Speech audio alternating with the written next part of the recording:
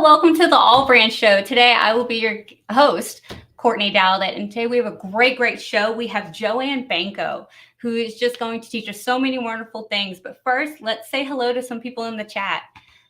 All right. Oop, not that one. There we go.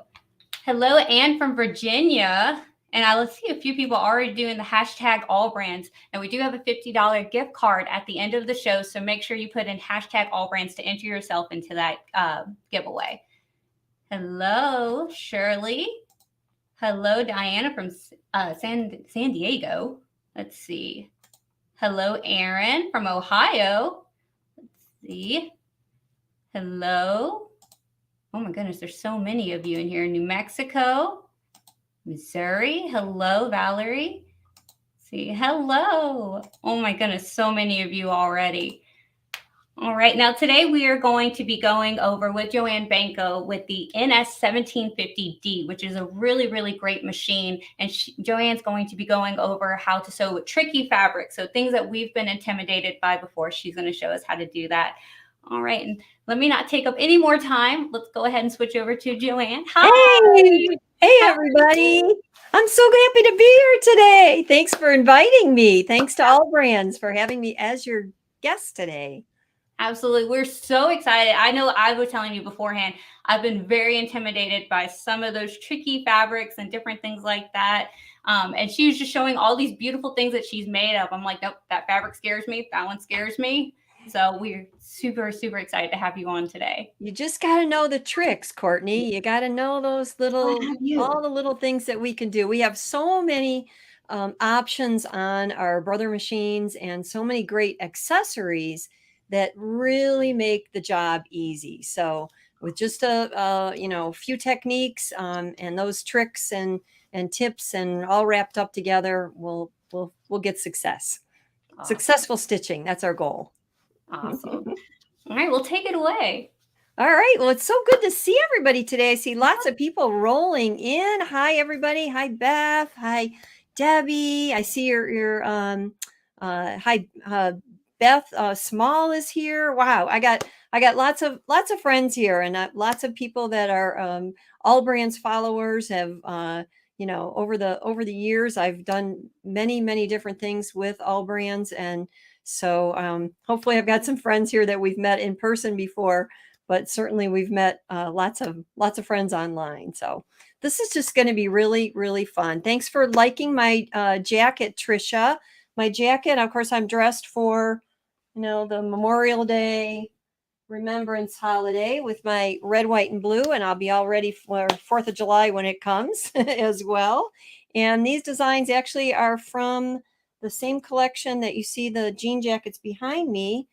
This collection is called Just Jackets. It's produced by the folks at Designs in Machine Embroidery, and I know AllBrands has this on their website for sale. So it's a great collection with 3 collections actually in one. It's got roses, it's got folk art designs, and then it's got all these sparkling star designs. So pieces and parts that were made to go on jean jackets in the yoke areas, front yoke, back yoke, center back. It's hard for me I'd have to have heels on to get up that high, but the designs were made to fit those spaces and fit those places that you commonly see on a jean jacket, which makes it really unique because I don't know of any other collection out there that is like that. But there are tiny designs like we call these charm designs, and you can even put them in between the buttonholes, collars, on the cuffs, and all of these designs really can be used in a variety of different ways. I've used them on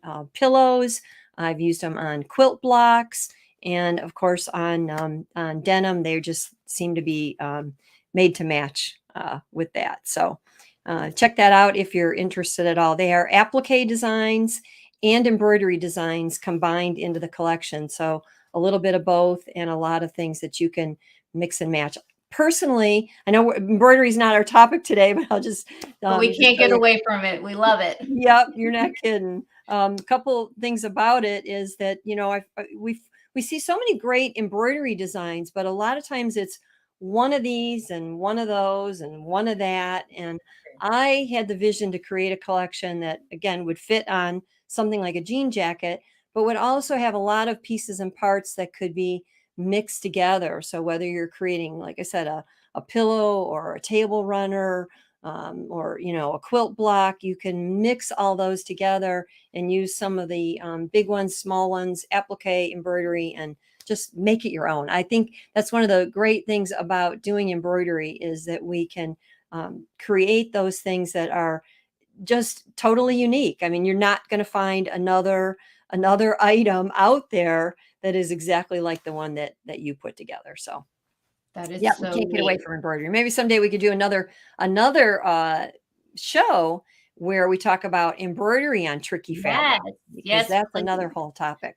But today our topic is sewing with shears and silkies and those, you know, fabrics that just kind of want to wiggle and move on us and can really, you know, just make it a little bit tricky to get seams and seam finishes and hems. So that's what I'm going to focus on today: seams, seam finishes, and hems. Now, it's a big, broad topic, and we only have about an hour, so I won't be We're showing learning you everything. Please tell us everything. everything there is.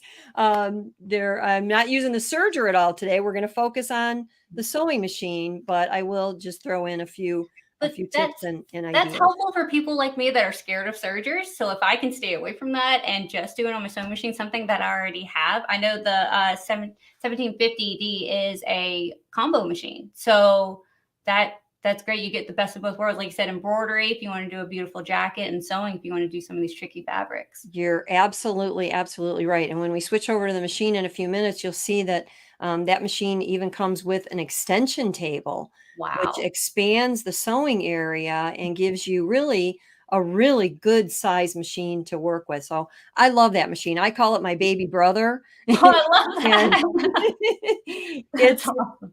it's my go-to machine when I want to take it somewhere and go to a class. That's the one I take. I'm not going to lug my, I'm privileged to be able to use the Luminaire, you know, in what I do as a brother ambassador, but I'm certainly not, you know, going to take that to, you know, quick classes and retreats and things like that. I'm I going to love take that my, you named it. Okay, if you named your machine, put it in the comments. What have you named your machine? Because I love seeing what people name their machines. and I haven't. I just, you know, big brother and little brother, and you That's know, the cute. rest I just call by their model names usually. Right. But I don't Well, get you need to quite know who to yell at when the machine does something, not us. No, we're perfect. But when the That's machine true. does something. That is absolutely true. But it is really nice to have, you know, if you are a top of the line owner, I know we've got many top of the line owners, you know, watching today. It's nice to have another machine that is your travel machine. Yeah. And one of the things I love so much about the NS 1750D is that it has a lot of what I consider high-end features wrapped up into a very moderately priced machine. And again, like you said, Courtney, you still got embroidery and sewing combined. So, you know, we get a little spoiled with that. If I go to a retreat and I decide I want to, you know, I want to embroider as well, I want to have a machine that's with me that I can do that. So No, and so honestly, some of the high ends, they get a little heavy, and I don't have much upper body strength. So having a compact machine is just wonderful. it's also nice for, you know, taking out on the patio or, you know, I've used this machine, believe it or not, when I was busy making samples for the It's So Easy TV show, I actually set It's this one up on amazing. my dining room table, and I had my husband running it so that Oh, I wow. could be in another room doing more samples on another machine. So Right. it's great for multitasking. I see a bunch of people writing in here the names of their machines. That's That's so cool. funny. That's really cute. Oh my. Oh, so That's you awesome. know that's what makes it fun is that we can personalize everything that we have in our sewing space, right? Absolutely. So yeah, I've been doing this a long time. I know we were talking before we went online. You were asking me, you know, how did I start sewing? And I'll give you the Yeah. really quick short story. I never sewed until I took it in junior high. My mother sewed at one time, and my grandmother sewed, but I was a really late baby, so You know, they did that at earlier times, and I wasn't even around yet. So I never saw either one of them sewing, but I think it was in my blood. I think it was in my genes, because when I had it in junior high, it was love at first stitch. Absolutely love at first stitch. I can remember pulling up the bobbin thread and, you know, wow, that was really cool, you know, see how that came up. And then starting to sew on it. And literally once I got started, I never stopped. I worked at a custom drapery manufacturing company when I was 16. So I even had, you know, was on the work program where I left school early, went to work, learned how to use industrial machines, including an industrial serger, which didn't have color coding and didn't have a manual with it. So I think I got used to some of those things early on. And then I went to fashion school after high school in Cleveland. There was a school called Progressive Fashion. Left there and basically started my own dressmaking and alterations business. I did that for a really long time before I eventually went to work at a sewing shop where we sold Brother machines and got connected with Brother in the education department. And then now as an ambassador, and you know, I'm completely a freelance now. I have my own website and do a lot of teaching online, which a lot of my friends are here that follow, and I love doing things like this. So for the people that don't know, letsgosew.com is the website. That's it. If I asked you what you wanted to do today, what would you say? Let's go sew. Let's go sew. Woo. Everyone put it in the comments. So it's an easy one to remember. So would you like to jump right into the topic? How about if I show you a few samples and talk a little bit about some types of garments and some types of fabrics that are in this category, and then we'll switch over the machine and actually stitch out some samples. All right, so I'm going to grab a few things here. I don't have any, you know, fancy schmancy models for this, but you'll be able to see a little bit. This is a sheer chiffon, polyester chiffon, kimono style wrap. It actually is based on a pattern that is in my Wrapped in Embroidery book, which is another whole topic. But that book is scarves and wraps, and I have a few projects in there that are more like of a ruana. Well, I took that same basic shape and turned it into this sheer cover up, basically topper. There's a lot of different names for it. And it can either tie in the front, or it can hang loose, or it can drape over the shoulder. You can put a pin, depending on what fabric, you know, print you make this out of. It could be something that could be casual and go with jeans, or this one looks great with a little black dress. But in order to sew this type of fabric, we're going to have to do, you know, a few things. We're going to have to do some seams. So I've actually got seams at the shoulder, and then we're going to have to hem all of these raw edges. So that's one of the techniques I want to show you today, is how I created the seams for the chiffon and how I created the hem finish. So I will definitely be showing you that. And then another one of my favorite, sometimes tricky fabrics is this one right here. And I'd love to know if anybody else has sewn anything with this fabric. This is called Crepe back satin. And it's because it looks like satin on the front. It looks like silk, really and truly. And on the back, or the wrong side, it has a little bit of a pebbly texture. So that's actually the crepe side. You can use either side you like, but traditionally the shiny side is what's used. It's great for lingerie, which you can see that's what this is. I like making pajamas out of it, believe it or not, because it's so nice and slippery. But it makes great formal wear, fancy blouses. And again, this type of fabric, the seams aren't necessarily as difficult to sew, but the hemming can be a challenge. So I'm going to give you a little close-up peek of this hem.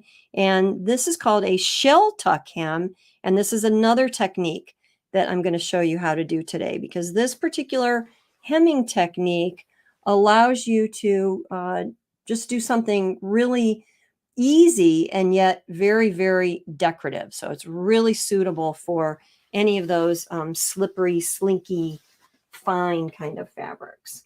Another one of my favorites is gauze. And this is a cotton gauze.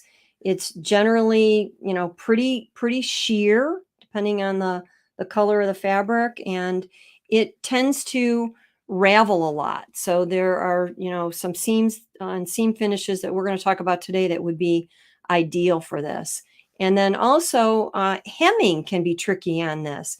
For one thing, this is a crinkly fabric. And when you press a crinkly fabric, we all know what happens. It flattens out. And when it flattens out and it's flat in one area and crinkled in another area, that creates a rippled effect. So we want to counteract that. One of my favorite ways, and I'll talk about this a little more when we go to the machine again, is to finish this with lace. So actually, I'll give you a peek inside this now.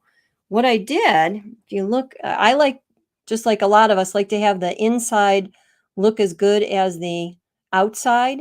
So when I hemmed this particular piece, not only did I choose lace edging instead of an actual hem, I serge finished it, which you could skip that part because you're turning it up anyway. But I turned the raw edge up to the right side. So it looked like I was doing a hem like the wrong way. I actually did this on the TV, on the It's So Easy TV show. And I talked to the producer afterwards and she said, "You had me worried there for a few minutes because it looked like you were doing the opposite of what you meant to do." But I meant to do that. Instead of turning the hem to the wrong side, I turned it to the right side. And then I simply covered it with lace and top stitched the lace over the top of that upside down turned hem, and it completely covered it on the outside. And then on the inside, I had that beautiful folded finish. So you had no idea that anything was going on funny there. Another little tip for this is to, instead of using a straight stitch, use a zigzag stitch, because that's going to give you a little bit more coverage. And when you're trying to anchor lace in place, we all know that lace has a very open weave and it can be a little bit hard to stitch straight on that open weave. So don't worry about stitching straight. Stitch with a zigzag and it'll jump over that whole edge and it will secure everything in place. Wow, and then this is another example of, I'm not going to do all these techniques today, but another example just to show you for finishing. If you've got a raw edge that you want to finish as like a facing, or it could even be a hem, and you're using a fine sheer fabric, consider using bias binding made from the same fabric. And instead of doing a facing, simply bind that area and it will look, again, as good on the inside as it does on the outside. And having it, out of the same fabric makes it all match. I've actually done it with purchased bias binding as well. And if your fabric isn't real sheer, that can be a good possibility. So that's just another way to do it. I see Shirley says that's how I add lace to the hems of my projects. Very, very good. I'm trying to catch some of these comments as we're going along. It works, right? And if it works, that's a good route to go. Now, another sample that I have here, which does happen to have embroidery on it. So this is just from an old magazine article that I did. One of my all-time favorites, but I want to walk you through a few techniques on this that, again, we're not going to have time to actually do today, but I want to show you these. First of all, if you are going to use a serger, you sometimes, on these lightweight fabrics, you sometimes will have a hard time finding thread that's going to match. Your traditional serger thread, although it's, relatively thin, it doesn't come in a million different colors. So what I did for this entire project on the wrong side, I serged it with my Brother embroidery thread. So consider that. Your embroidery thread doesn't have to be relegated just to embroidery designs. You can consider using it in your serger either, doing like rolled hems or just as a seam finish. So, blend those threads if you need to, but that's how I finished all the seams, and that's how I finished the raw edge on the hem. So here again, another idea for the hem. Who's to say you can't use a twin needle on a fabric like this? Most of us don't think about that. We think of twin needles as the edge finish or hem finish for knits, because a twin needle will allow for stretchability because of, the two needles go side by side, but on the underside, the single bobbin thread simply skips from needle to needle and creates somewhat of a zigzag effect. So on a knit, that's great because it gives you a little bit of flexibility. But on a woven, I think a twin needle can be just as beautiful of a finish. And using a twin needle instead of trying to top stitch twice close together. Wonder if anybody here has ever tried to top stitch twice close together. That can be really, really tricky. So mine would have been uneven. One needle would have been going one way, one would have been going the other way. Quick question for the sure. single fold bias tape.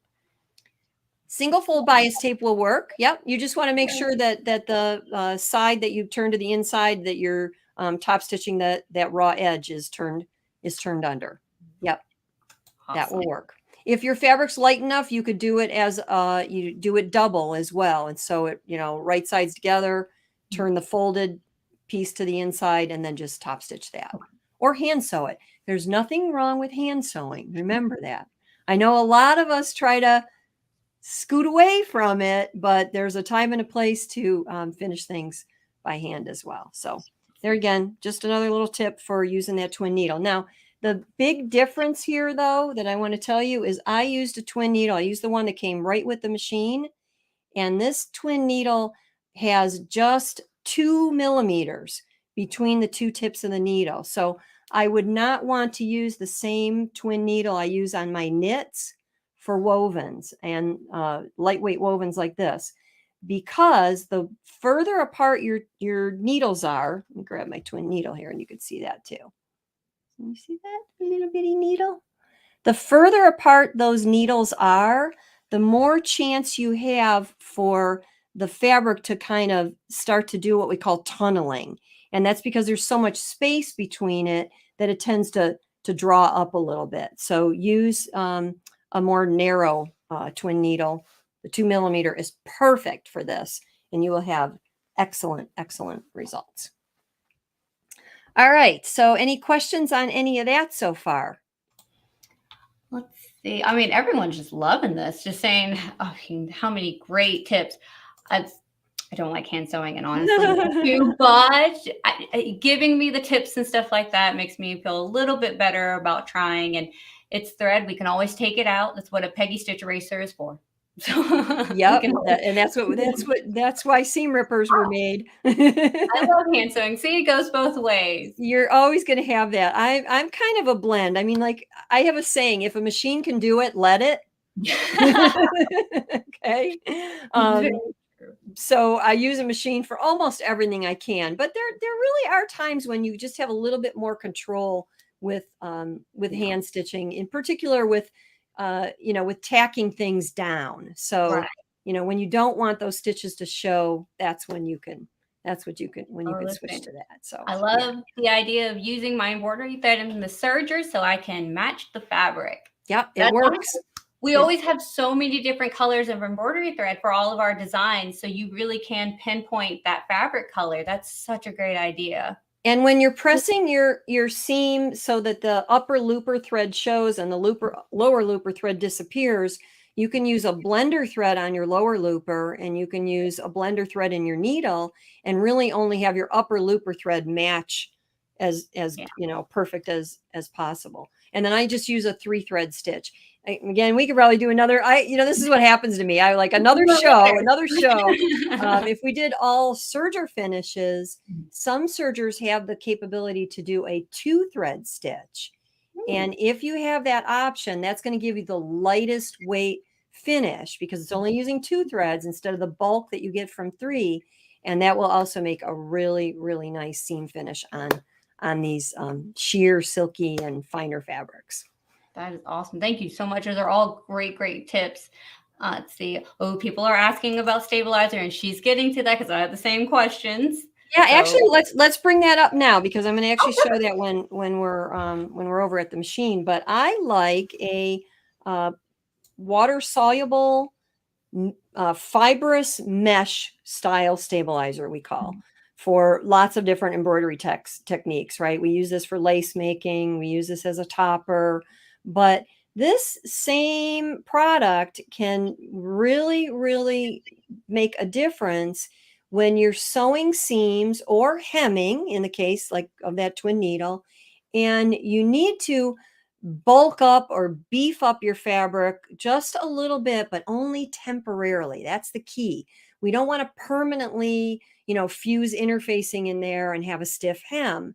So what I do is just cut strips of this. You can use it in the hem, and then this is made to dissolve in warm water. So when you're done, it'll wash completely away.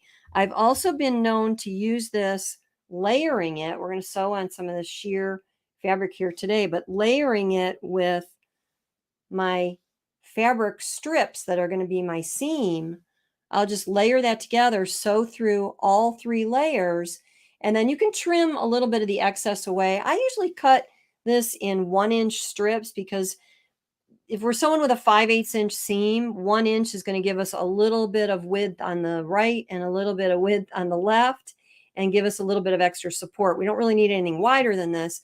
But if you go narrower, you're probably being a little bit skimpy. So 1 inch is just about perfect. And I will layer this together, sew whatever seam I'm sewing, and it's just going to, like I said, beef that up and give it body. So when I'm done, I can trim the excess and then dissolve that in warm water. In the old days, I'd love to hear if anybody did this in the old days. We used tissue paper. Like, is that crazy? Today we have so many options. Courtney, you're too young to even know that. You told me that earlier, and I was like, tissue paper from the store. No. Truth be told, I have a few items in my closet that are keepsake items, things that you made like many, many, many, many years ago. And there are some bits of tissue paper left in some of those garments where I had to sew something on, in a tricky area and had no other stabilizers available. And that's what we use. Yeah. Adding machine tape too. I keep imagining you walking in here and as you walk. I don't know why. Well, that was the only way to get it out was to pick it out, so sometimes you couldn't get all of that. Just sitting there at like somewhere in church or somewhere, just picking it out. Oh no, that wasn't supposed to show. I love it. Yep. I see some people saying they've worked with the tissue paper. No longer necessary. We have so many other options. So visit AllBrands. And find out what they've got there in stock. I know they have this stabilizer in stock, and this is something that is a must-have. You need to have this in your repertoire, whether you're doing embroidery or not, because it will definitely help you in all those areas. Yeah. And let's just mention one other thing, because I'm seeing comments that I've used wax paper, I've used typing paper, I've used adding machine. None of that is truly needle friendly. So remember that your needles weren't designed to sew through paper and fabric at the same time. And so your needle's going to get dulled by going through that paper, and you're going to need to change it more often, or you might start to get some snags and things like that in your fabric. So by using something that's made to stitch through, you're not going to have those issues. Yep.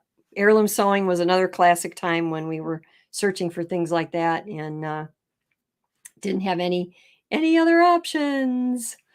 All right, I think we're about ready to switch over to the machine, and I'm going to start showing you some seams and seam finishes. How does that sound?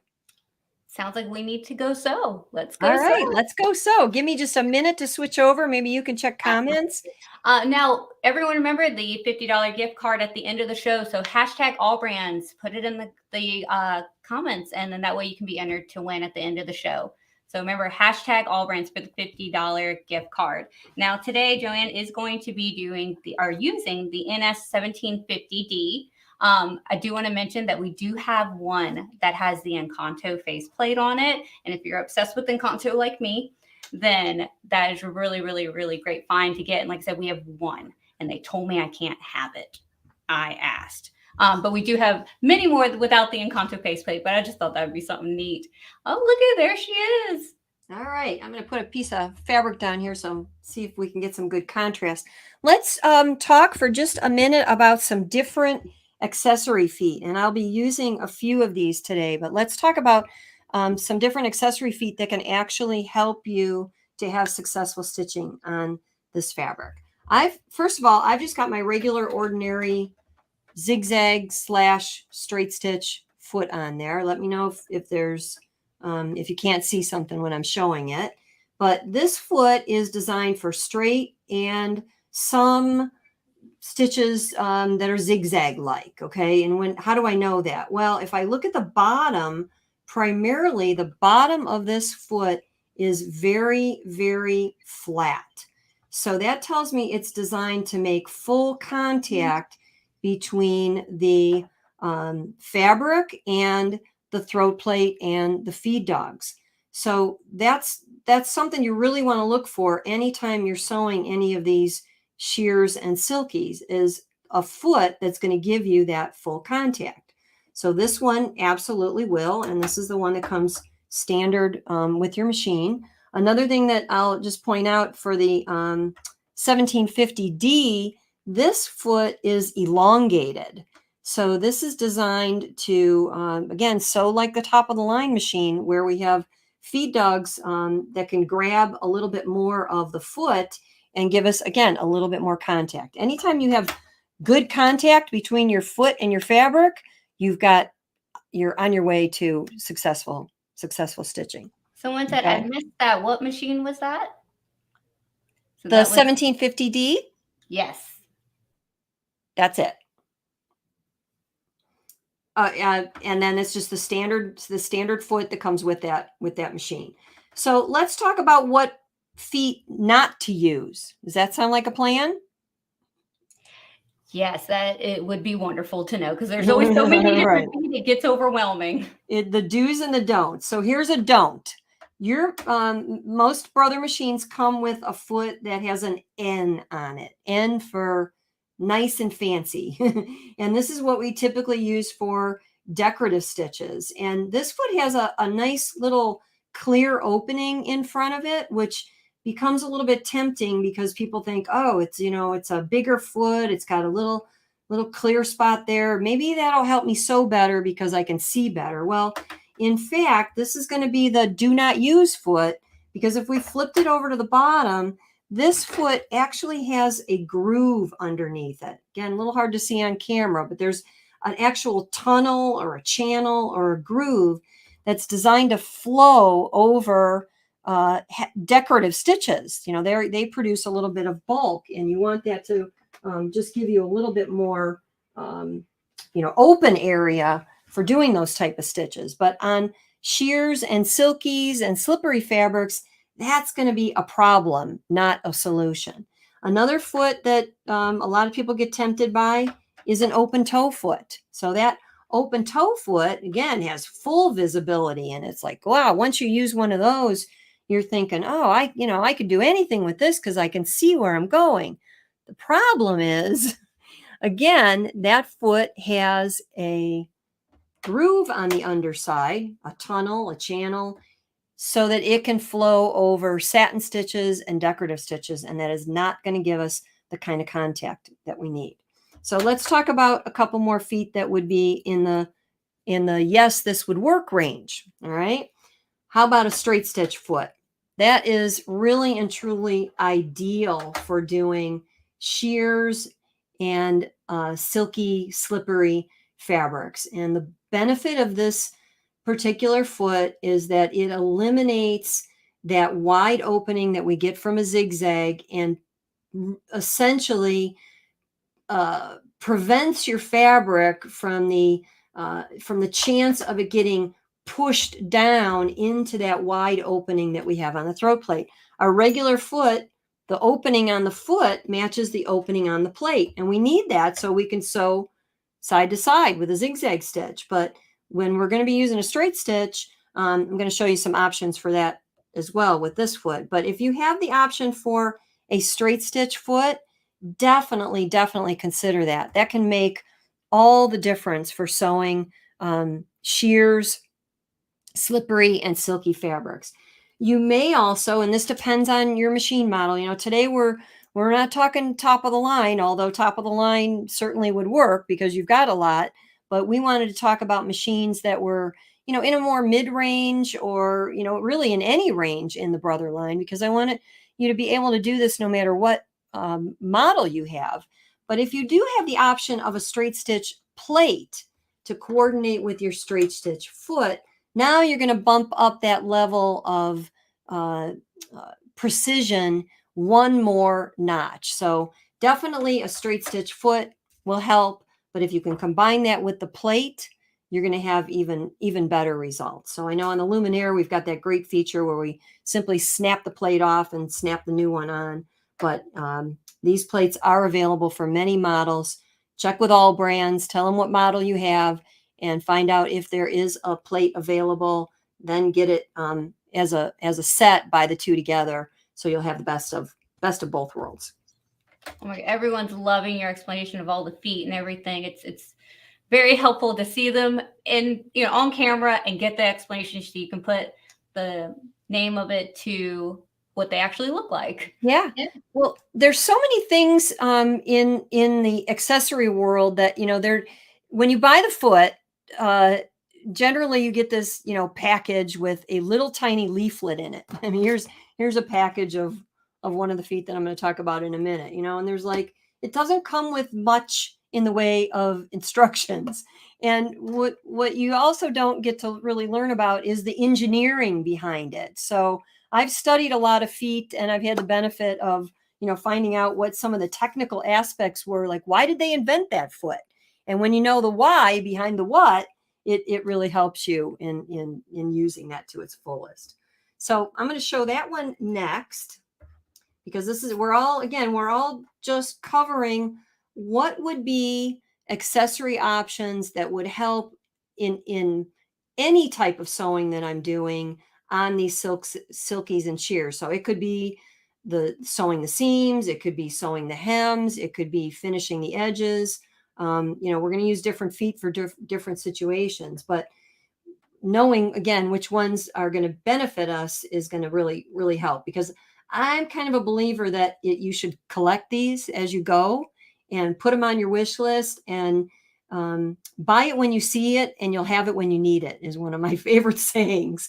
If I need a foot like this and I don't have it, now I may have to order it, I may have to wait for it. But if you see these and you put it on your wish list and get them so you have them ready, set for when you're going to be sewing, you're going to be a lot happier. So, all right, this one is a walking foot, but it's a special walking foot. It's known as the dynamic walking foot. And what makes this one different? Well, it's this beautiful silver color, for one thing. An ordinary walking foot, if you already have one, fine. There's a lot of benefit to that, but it's just plain white and it's rather lightweight. The dynamic walking foot was made to be much more heavy duty, because this foot not only will sew forward, it will also sew side to side and backward stitches. So, you know, with a regular walking foot, if you try to use this for stitches that sew backwards or have any more side to side movement than a zigzag, this foot's going to quickly get basically worn out, because it wasn't designed for that. It was designed for forward motion only. This new dynamic foot was designed for forward motion, backward motion, and side-to-side motion within certain stitches. So it's much more heavy duty. Why does a walking foot help with silks and silkies? Because a walking foot has teeth built into the mechanism, and these teeth come down when the teeth from your feed dogs come up. So it's literally teeth to teeth, teeth to teeth.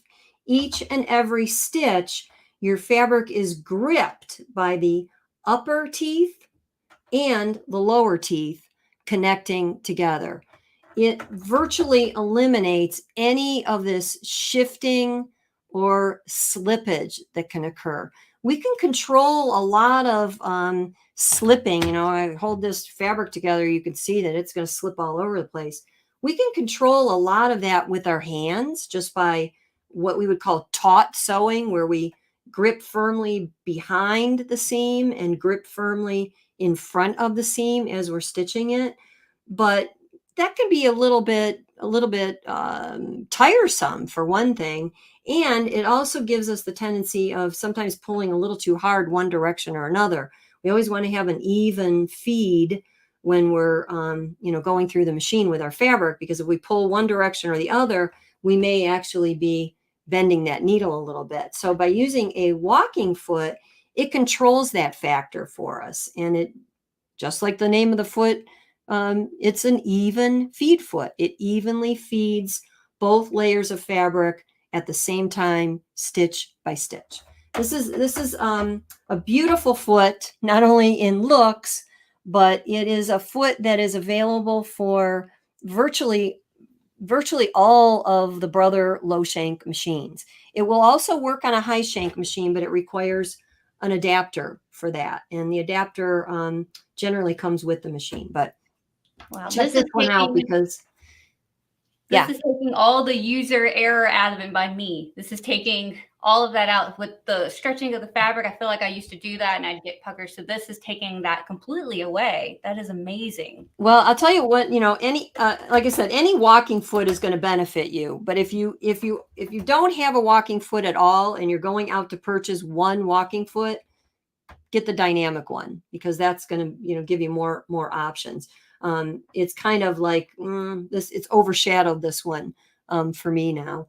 But I have a funny story about a walking foot in general. I had a lady one time, I was in a store and she was looking for help and I was trying to help her, and she showed me something she was stitching, and whatever it was tricky. I don't remember what it was. And I said, well, you need a walking foot. That'll solve all your problems. It really will. So she was very skeptical, but she bought the walking foot, went home, came back, and I saw her again, and she was kind of like hollering at me, but not in a bad way. She was, Joanne, why didn't you tell me about that foot earlier? I use it all the time. So it really did solve her problems, and it was a foot that she couldn't do without. All right, here's another one. First of all, let me just tell you one more thing. This dynamic walking foot comes as a set with an open toe foot, so that if you are using it for quilting and some decorative effects, you can switch over to that. But our topic today is, using feet that have more control. And for more control, I don't want an open toe. I want a closed toe, because that creates more pressure on the fabric where the stitch is actually forming. So another foot that I really like, and I'm going to show you this one in just a minute here, is, let's see, I always forget the name of this one. This one is called a stitch guide foot. And it's, again, a little hard to see on camera, but it's got grooves that go from where the center needle position is all the way out to the outside. And I think they're in 2 millimeter increments, right around there. And what that allows you to do is create seams or, hemming by having a guideline to follow. So the raw edge of your fabric or the folded edge for your hem can follow one of those grooves. And as long as you keep your eye following the edge of the fabric to the groove that's in the foot, you'll have total consistency. The reason this foot works so well for sheers, silkies, and tricky fabrics is because, once again, this foot is almost entirely flat on the bottom. It's not designed for decorative stitching. It's designed for, our basic stitches, like a straight stitch, and then, maybe a zigzag or a little bit of overcasting. But it provides very good contact between the fabric and the foot and the feed dogs. And that's what we really need for sewing these tricky fabrics. All right, let's talk about pins and needles for just a minute. Pins, you definitely want fine, sharp pins. Glass head pins work well. Any pin that is defined as super fine, which these, and you can almost tell if it bends easily, these really flex. Joanne, when you do that, oh my goodness.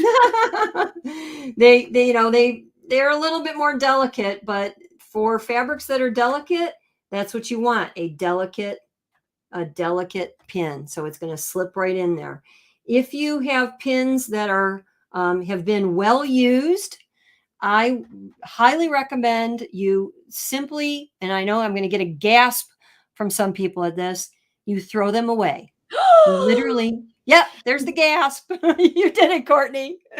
You literally throw them away. Don't even think about it and buy new ones. How much does a package of pins cost? Not a few much. dollars. Honestly, not much. That's all, a few dollars. So don't risk ruining your fabric with pins that are, well used and should be replaced. All right. How about needles? Well, needles are another thing that we need to make sure that we keep track of how much time we've spent on them. And when in doubt, throw it out is usually what I say. Again, it's a small cost, and I would rather throw away a needle than throw away a garment or a piece of fabric that got snagged, punctured, or otherwise damaged from a dull needle. And I will tell you, this Crepe satin, as much as I love it, it does really require top-notch sharp needles and sharp pins, or it can snag. So my favorite needle for sewing shears and silkies is a Microtex needle. And this package I know is available from AllBrands. This is a great package because it includes sizes from 8 to 10 to 12. So 8 is very fine. And if I'm sewing chiffon, I'm probably going to choose an 8 or a 10. If I'm sewing something more like this crepe satin, or maybe, the gauze, I'm going to use maybe a 10 to a 12. A 12 in a Microtex needle is still a very fine needle, because what makes these needles different is they're very sharp. They have a totally sharp tip, no rounded, points at all on this, totally sharp, but they're also very slender, which makes them slip through these tricky fabrics very easily and produce the smallest hole possible. When you're sewing, really, just as a general rule on all fabrics, you really want to try to get away with the smallest needle you can. Sometimes you're going to need to up that size because the fabric layers or the type of fabric demands it. But whenever and wherever possible, use the smallest needle you can get away with, because the smaller the hole, the prettier the stitch quality. So that's another tip for you to remember.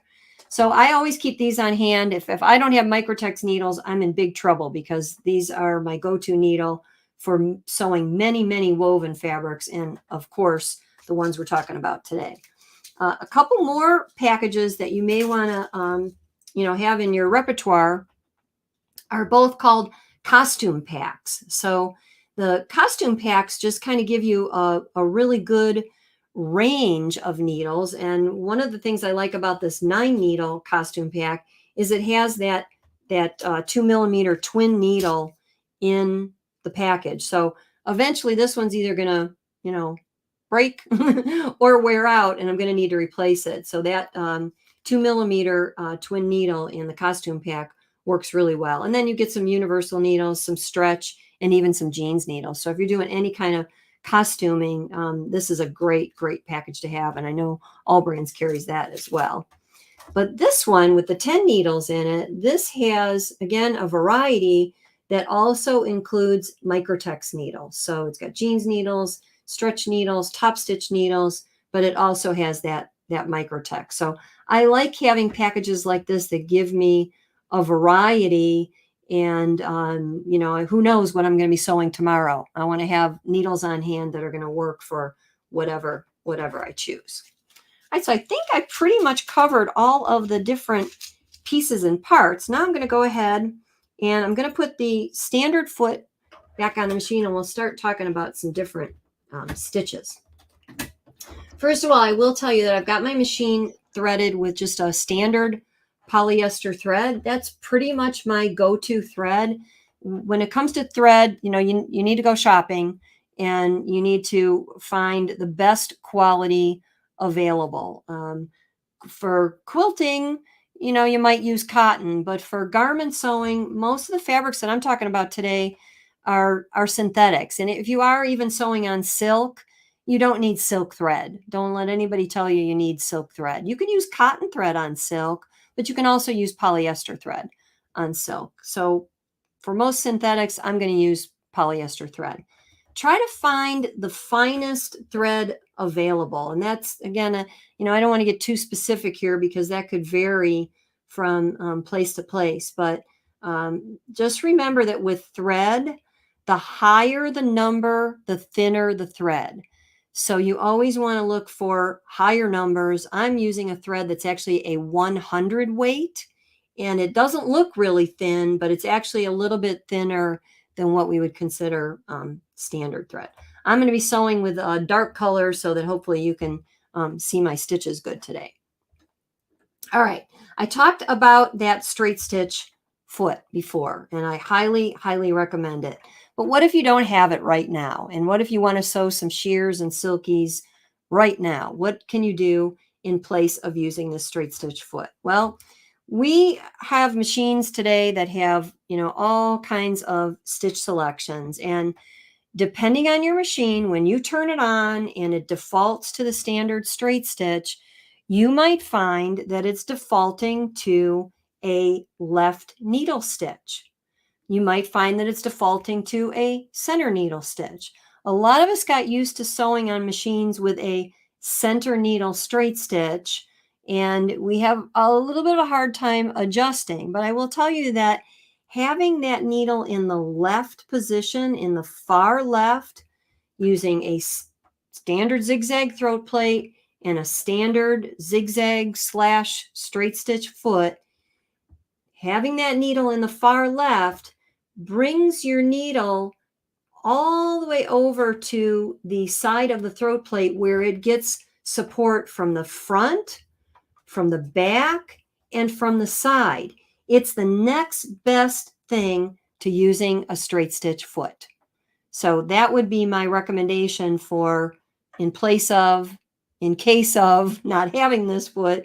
Until you get one of these, you can use that left needle position. So I've got mine already set there. I've got it on a straight stitch. Just going to double check my width and length for this stitch. Standard length is 2.5. When I sew very fine, I'm going to actually start with this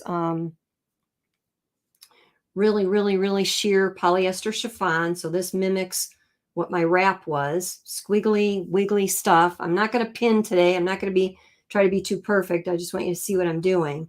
But when I sew fabric that is thin, I am going to decrease my stitch length. So the general rule, again, for sewing is the thicker your fabric or the more layers you have, the longer your stitch length should be. Average is 2.5. So longer would be 3, 3.5, maybe even 4. But the thinner the fabric, the shorter the stitch length should be. So if my standard is 2.5, shorter would be 2. So that is usually my preferred stitch length. Okay, so we talked about using this. Let me just do a quick sample. Good questions. They said, so that's why it's set as default? It's the default is set at 2.5 because that's standard. Okay, that's standard for average ordinary thicknesses of fabric. Average ordinary. If we went beyond average and ordinary and went thicker, we would then want to increase our stitch length. If we went beyond average ordinary and went thinner, we'd want to decrease our stitch length. Okay, does that help? Very much so. All right. But you can see I'll actually sew part of this without the stabilizer. And then I'll just add some stabilizer on top of that. Get in here and get my foot control going. And if you were doing this yourself, you would actually feel the difference there.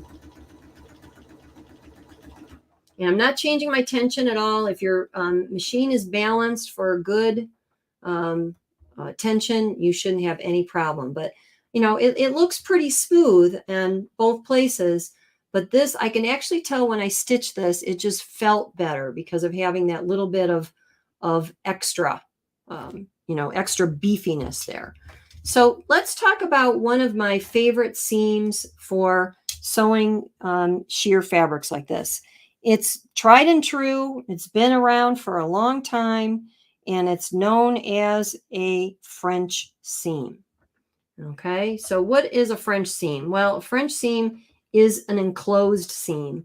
An enclosed seam not only prevents raveling, it also covers up the raw edge so that you don't see it. And it's one of those seams that looks good from the outside, obviously, because it's, you know, it's a regular seam, but from the inside, it also hides all of that roughness. Now, there's actually a couple ways that you can do it, but I like to make it easy. First of all, I'm going to switch to this stitch guide foot. So you remember me telling you this foot has the ability to, I gotta put my cheater glasses on too here. This foot has the ability for me to have a guideline and go along whatever edge that I need to get my specific seam width. So with a French seam, what I like to do is I like to sew it at 1/4 inch for my first pass of the seam. And this fabric is, I should have probably marked it. It's a little hard to tell which side is which, but I want to put wrong sides together. So is there a particular, why do you put the stabilizer on top versus the bottom when sewing the seam? Because I can see it. It just makes it easier for me to sew that seam without it getting off kilter. It's a great question. It really could go either place, but I just like to see where it's at while I'm using it. All right, so I've already done a practice run of this, and I found that a 1/4 inch seam is left needle position. Again, remember that left needle is going to give me more control. And I've got the raw edge of my fabric on the second line that is, or second groove that's actually in this foot. And I realize you're really not going to be able to see that. So I'm going to just take a pin, and you'll have to trust me on that. Right where that pin is where the groove is. And if I measured from that spot, lining up with my raw edge to the left needle position where the needle's going to pierce, it's going to give me just about a perfect 1/4 inch. And we're assuming that our fabric has a 5/8 inch seam allowance. Now, I'm going to purposefully not backstitch on this. I could use the tie-off stitch where it just, you know, makes a knot right at the beginning but doesn't backstitch. And that's can be built right into the stitch on the machine. Or I can leave tails, and I'm gonna tell you just a little bit about that as well. So I'm gonna end at a spot where I'm gonna be able to show you that. All right, so I'm trying to follow that line pretty well. It's a little hard when you're sewing with a camera in between you and the machine. Real quick, they said, Teresa said, did I miss why Joanne doesn't have a needle plate on? Needle plate. I have a needle plate on. Yep. You know what? It may just look a little dark here from the shadow, but there's my needle plate right there. Everything's normal, standard. You're probably just seeing a little bit of a shadow, and that's throwing you off. All right, I'm going to leave a little tail here because I want to teach you another trick. Now, this isn't always necessary, but there's, again, a time and a place for doing something that is not machine oriented. And what do I mean by that? Well, if I'm sewing on a really fine fabric and I don't want any extra bulk from those threads whatsoever, then I might not want to back stitch or do the tie off stitch at all. I might want to do that manually. So let me just show you a trick that I use. I will take from the bobbin side, pull the thread, and when I pull that, it's going to make a little loop where my needle thread is, and I'm going to pull that to the wrong side, and I am literally then going to hand tie this. Now, I don't do this all the time, but I do this sometimes. In particular, when I want to end a stitch and I want to make sure that it is as inconspicuous and as lightweight as possible, I will tie that into a knot by hand, usually 3 or 4 times, and then clip those tails, and it will be practically invisible where I ended, and it will have no bulk whatsoever. So that's another option. I'm going to trim this down just to make this a little bit neater for my next pass, because I'm sure some of you have done a French seam. Maybe you haven't done one in a while and you may have forgotten. But what we've got, first of all, is that wrong sides together, sewn in a 1/4 inch seam. Now we're going to flip that so that the seam is at that outside edge. And this would actually be a time when I would go to my iron and I would press a little bit. And let's talk about pressing on these fussy fabrics. You absolutely, positively want to test your iron. How many of you have ever made the mistake? Time for another gasp, Courtney. And you have ironed something delicate without seeing what the iron was set on. Yes. And not all irons are created equal. That's the other. So if I said, oh, put your iron on medium, you'll be fine. I don't know what medium is for you. Medium for you might be different for me. So make sure that you test that. You want low heat for delicate fabrics, but I would, this is how I would press it. I would lay it on my ironing board. I would now have the, the wrong side of the fabric facing me, and I would press that seam flat, just like that. I'm just going to finger press it a little bit today, so that when I refold this the second time to sew the second pass of my seam, my edge right along there is very nice and crisp, because the next time I sew this, and remember, I'm taking up a 5/8 inch seam allowance. So I've got a 1/4 sewn already. If I subtract a 1/4 from 5/8, I've got 3/8 left. Now, you can, check with your seam gauge to see where that lines up. But I think when I lined this up for practice before, I found that if I was on the 4th groove now, yep, right there, the 4th groove on that foot is going to give me a 3/8 inch seam allowance. So I'm going to sew this one. I'm not going to bother to backstitch at all on this one. And, while I mention this, let me say another time and a place for this wonderful water-soluble stabilizer.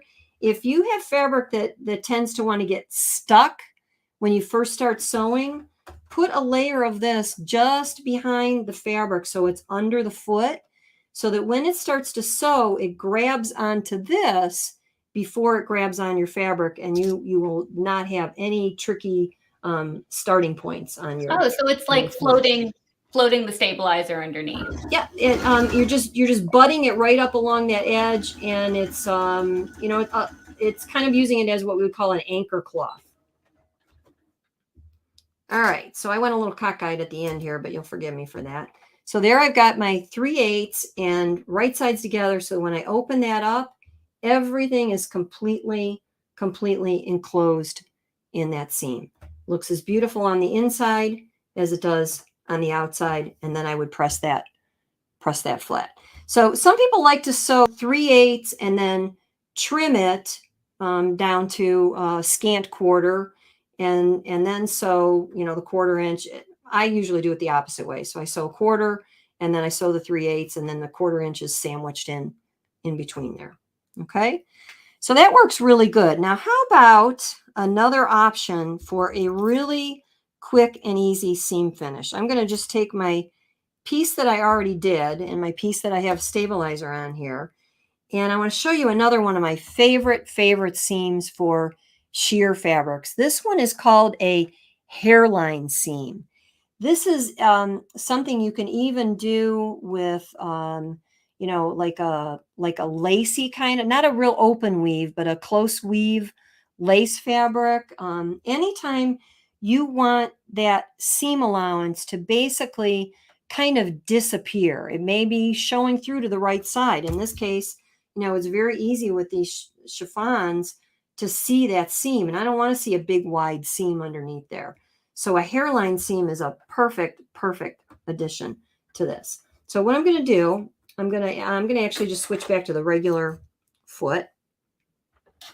And again, remember, this could be done with a walking foot, because a walking foot gives you full range for sewing, you know, within that width as well. I've sewn my 5/8 inch seam. It's all, actually good that I did that, you know, with that stabilizer. You could see that really clearly. And now what I'm going to do is I'm going to trim this to a scant 1/8 of an inch. Now, what's a scant 1/8 of an inch? It's a skinny 1/8 inch. So it's a little less than a true 1/8 of an inch. I'm just going to eyeball it, because that's, we don't need to be, you know, really accurate here. I'm going to trim off that excess. And I'm going to go ahead now, and I'm going to go back to my menu, and I'm going to select a zigzag stitch. So on the next page, I've got my zigzag stitches. I'll just pick the one that has the single tie off there. And let's again take a look at my width and length, which, by the way, this feature, this machine has another feature that's a high-end feature, and that is that the last time I used this stitch, I wanted a satin stitch, so I memorized it. Well, now I need to go into my key here, and I want to just touch that little page key, and that will send it back to the default stitch. So it'll won't take it out of memory. It's just going to temporarily take that stitch back to what it would be at standard. So I love that feature. So I'm not happy with the width and the length of this. I know for a hairline seam, I've actually got a note to self that says hairline seam, width set at 2, very narrow, and length right around 1.4 is good. And what I'm going to do is I'm going to literally zigzag next to that straight seam, and I don't want my zigzag stitch to catch that straight stitching. I want it to simply overlap that raw edge.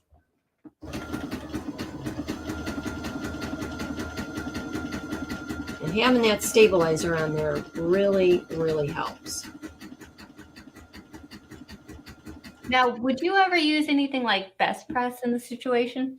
That's a really good question. Generally, no, because it's kind of makes the fabric a little less pliable, and there are times when you're really needing to, you know, have that, you know, you still want to maintain that flexibility. You just kind of want to eliminate the squiggliness in the area where you're stitching, and you wouldn't really be able to use best press or starch like that in just the seam allowance area, which is really all you need it. It wouldn't hurt, but it's just generally not my method.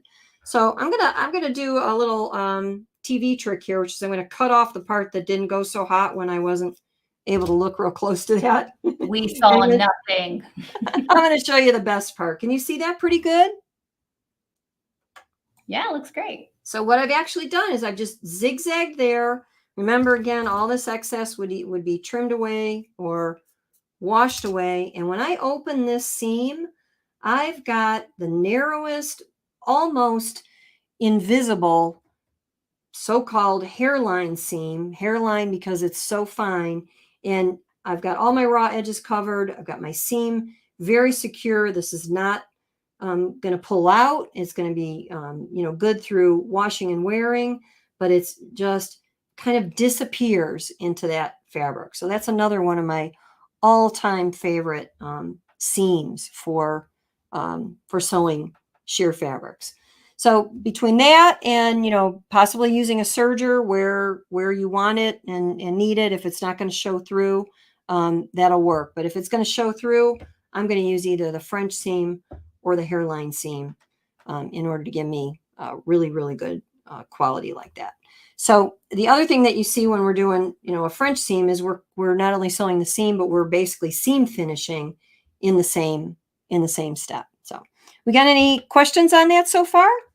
Yes, we just have a few. Let's see. It's actually about the machine. What is the largest hoop of this machine? I believe it's a 4x4 embroidery area for the NS1750D. Yes, yes. I'll come back here for a minute, so I can sit. I got warm, so I had to take my jacket off. Oh, it's a beautiful jacket either way. Yes, that is a 4x4 hoop for that machine. Yeah, and that one is currently $6.99 free shipping. We do have stock, and like I said, we have one in Kanto. I'm obsessed with that machine. Wow, all right, that is a great deal. That is a great deal. I'm in love with this machine. I'm not saying that because I have to say it. I'm saying it because I absolutely mean it. I have done so many projects on this machine. I do as a brother ambassador, I do a lot of their blog posts that are on the Brother Stitching social site, and we give brother gives away a free design every month through that project. And sometimes we have big designs, but very often we have 4x4 designs. And when we have a 4x4 design for the free design download, that's my go-to machine because it'll do a great job. So there's a lot you can do with a 4x4. It's a great starter machine too. Yeah, and like I said, it is available at all of our stores, 7 stores now. We're very excited. We've recently purchased a Fabric Boutique in Shreveport, Bossier City, and we've added Brother to that store. So now they are a Bernina and Brother store. So if you are in that area, please come and visit. We're very excited for that one. We also have locations in Baton Rouge, New Orleans, Slidell, Lafayette, Houston, and San Antonio. So please come visit at any of those locations. And like I said, this machine is at all of those locations. So please come visit.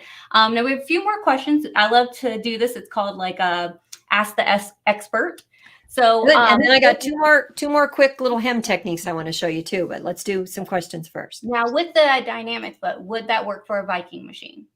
The dynamic walking foot is a brother foot. So that's all I can speak to. So we'll have to stay along that line. It's specifically made for the brother machines.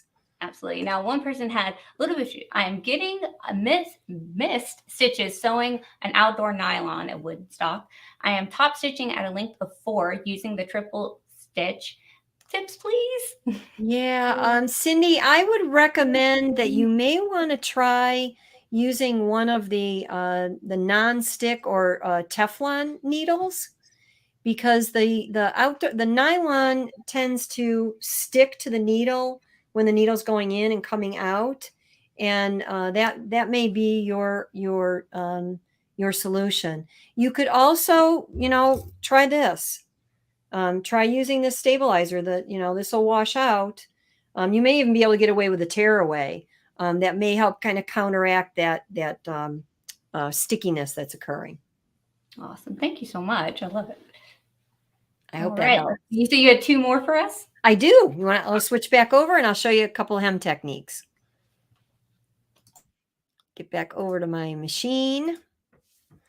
All right. I want to show you how I created that beautiful shell tuck hem, because the shell tuck stitch is found on many, many, many, many, many, many, many brother machines. You just have to know what it looks like. It may even come up on your machine and say shell tuck stitch, but I'm going to show it to you here and I'm going to show you the technique. So the first thing that I would do is I would, as best as possible, I don't know if that's good English or not, but as much as I could, I would want to do a double turned 1/4 inch pressed hem on my fabric first. Keep in mind this shell tuck hem technique only is going to work on lightweight fabrics and soft fabrics. In fact, if you have anything that's cut on the bias, it does the most beautiful job of shell tucking. But in order for it to tuck, it has to have fabric that it can, literally like pinch. So it needs to be soft, or it needs to be lightweight. So it really does work nice on this type of crepe satin. But I need a 1/4 inch double turned hem. Now, I tried to press this real quick and it really didn't press well. So I'm just going to be turning it under with my fingers, which sometimes actually will work. But you want that double turned 1/4 inch. And then we're going to be stitching from the right side. And you always want to do a test of this first to make sure that you're getting what you need with this. Okay, so I might not be right on target at the start. All right, now let's find the stitch on the machine. We're going to go beyond the straight stitches. So I'm going to just go to straight stitch first in that general menu, and I'm going to turn the page until I start getting into stitches that look a little bit more decorative. And I see, okay, it's not in that menu. So I need to go back and I need to go to the next menu that starts the decorative stitches. And you're going to see, even your blind hem is in there. And then we've got blanket stitches. Well, the shell tuck stitch looks like what we think of as the blanket stitches going in the opposite direction. It looks like this. It'll have straight stitches and then one long jump to the right hand side and then the same long jump back to the left hand side. So I'm going to select this stitch. Once again, I'm going to go and I'm going to find out what are my settings. Well, the default setting for this stitch is 4. And for my technique, I like to increase this to the widest possible. So I'm going to increase it to 7. 6 to 7 is a good range. Okay. The next thing I want to do is increase the length a little bit. So I'm going to go to a 3. And again, how do I know all this? From experimenting. So I have one more final thing that I need to do, and it's very important. And you can't see it because it's just a little bit out of range of the camera, but my tension disc dial is right up here where my fingers are. I am going to make a dramatic change in my tension, and I'm going to increase this all the way up to between 6 and 8 for this technique. So I've already tested on this fabric. I know I need just about an 8.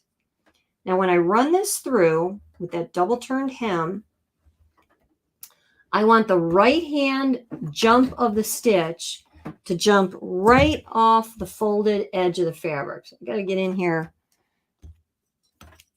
and make sure I can at least see this somewhat. Again, remember, I'm trying to sew between the machine and a camera, which can be a little tricky. All right, but when that jumps on the right-hand side, I want it to literally grab that folded edge and pinch it.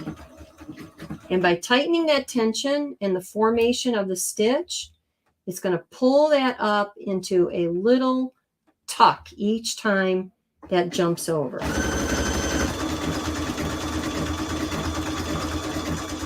Little birdie just told me, wow, 7mm zigzag. That's great. Most small machines only have 5. That's true. Yeah, that's absolutely true. But you see that area there where I was able to target it just about right, how it just pulls that fold in just a little bit and pinches it and creates a slight little scallop effect. Now I know when I cut this fabric, I cut it out on the lengthwise grain. Lengthwise grain is a little bit more stable than the crosswise grain. And the crosswise grain is a little bit softer, and that's actually where your hem would be. So you're going to get even more pronounced of a tuck edge there. And you saw, I'll just pull over my sample here again so you can see it up close on the slip. And you can see when your settings are ideal, you're going to get that nice little scallopy look. And of course, you're going to want to use thread that matches your fabric, not thread that totally looks goofy contrast with it. So the last thing I want to show you is one more hem technique. And this is a very normal hemming technique, but again, one that I don't see a lot of people use. What if I just want a narrow turned double quarter inch hem on this sheer fabric. Well, you already saw, you know, how slippery it is. Imagine trying to press that in place. Not going to be so easy to do. So instead of even being concerned about pressing it, I'm going to do a little trick here. I'm going to set my straight stitch. Let's go back to straight stitch. Cancel that one. Go back to straight stitch. Again, if I'm not using the straight stitch foot, I'm going to use left needle position. Make sure I'm back to default there. And then I'm going to go one little punch less so that I'm on 2 millimeters for length instead of 2.5. And I want to stitch a double turned 1/4 inch hem. So I'm going to stitch a scant distance from that edge. Oh, and by the way, I forgot to show one more accessory that I would definitely use for sewing seams, and especially when I'm doing that French seam with a regular foot, I would use this sliding seam gauge. This screws right into the machine here, and you can go anywhere from 1/4 to 5/8 and anywhere in between, and whatever you know, edge you have that set for, you're going to get a consistent seam allowance. This is another one of those oldies but goodies, tried and true, must have. I use that very, very often. But in this case, I just want to sew that scant 1/4 inch. And what I'm doing is I'm giving myself a stitched fold line. And I've actually got a 1/4 inch mark on the plate there, but I'm just eyeballing it today.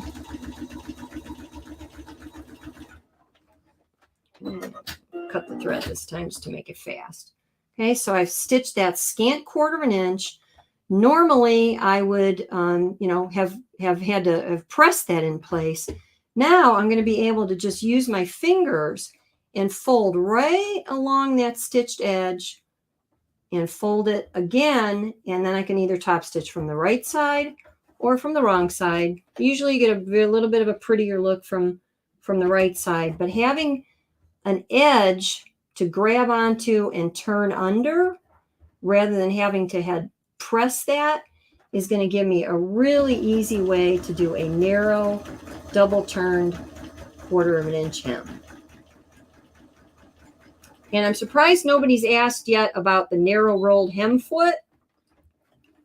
I actually pulled that one out of my box of tricks, but figured we'd need a little bit too much time to do that. That foot is going to give you even narrower hem than this, but it is a foot that requires some practice. So you see there, from either side, that's going to look good. And I've got a really nice narrow hem without having to have fussed with worrying about pressing on that fabric. Is this foot included with the machine? The narrow hem foot? Yes. I'm not sure. It depends. It depends. It may be an accessory option for some machines, but that's the one that with a little scrolling on it, where you're, you know, doing a very, very, very, very, very, very narrow hem. And remember, that is only for super lightweight fabric. Like this fabric is too heavy to use for that. It has to be really, really light. And it takes a little bit of practice to use that foot. Oh, that's awesome. Now, guys, don't forget that we do have the giveaway for $50 AllBrands gift card if you put hashtag AllBrands. And I'll give you guys a few minutes to do that. And just to go over all the products that Joanne spoke of, we do have those in the down bar under the shop and under the description.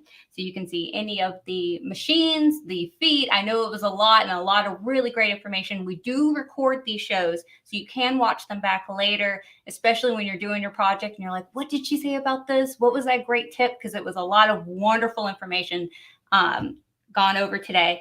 I do want to remind you guys the hashtag AllBrands and to go ahead and enter that. So in a few more minutes, we'll let you guys enter that, and then we will pull for that gift card. And I do see a quick question I want to address. Somebody eagle eye noticed I didn't change my tension back to normal for that, and I should have. Yes, it just shows you how good the machine is. I got away with that. I didn't even have any puckers on that, but that machine has terrific stitch quality. But yes, you would want to go. You only use that tight tension for the shell tuck. That's it. That is awesome. Look, everyone's coming through. Great, great. Everyone's loving this. Honestly, it's so much great information in there. Let's see. Oh, everyone's so sweet. Oh, thank you, Gab. It's been a lot of fun. I really enjoy helping others make the best and make the most of their machines. And like I said, it is recorded, so make sure you follow us on Facebook and YouTube, and make sure you follow So Forum on Facebook as well. It's our group on Facebook. Let's see, and I think we're ready to go ahead and pull for the gift card. Ooh, fun. Oh, here we go. Hashtag AllBrands. Hurry, put it in. All right, let's see.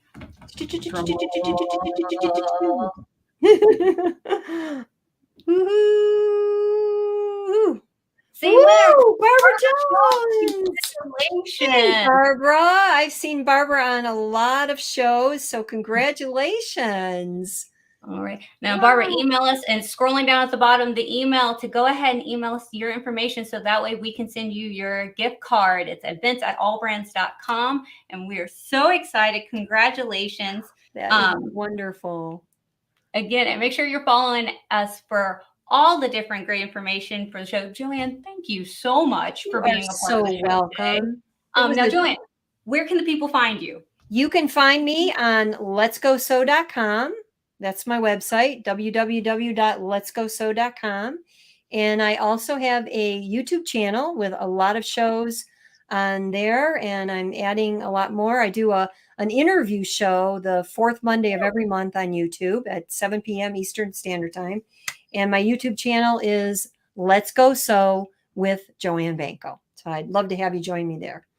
And Joanne, I will say I've worked with you before, and you are as amazing as you are on these lives, on your shows, and you are in person. It's a real treasure to work with you. Well, thank you, Courtney. I cherish my friendship with everyone at AllBrands. So be sure to give everybody my best, and I hope that we can do this again sometime. You have great people, great family, and great customers. Yes, we love them.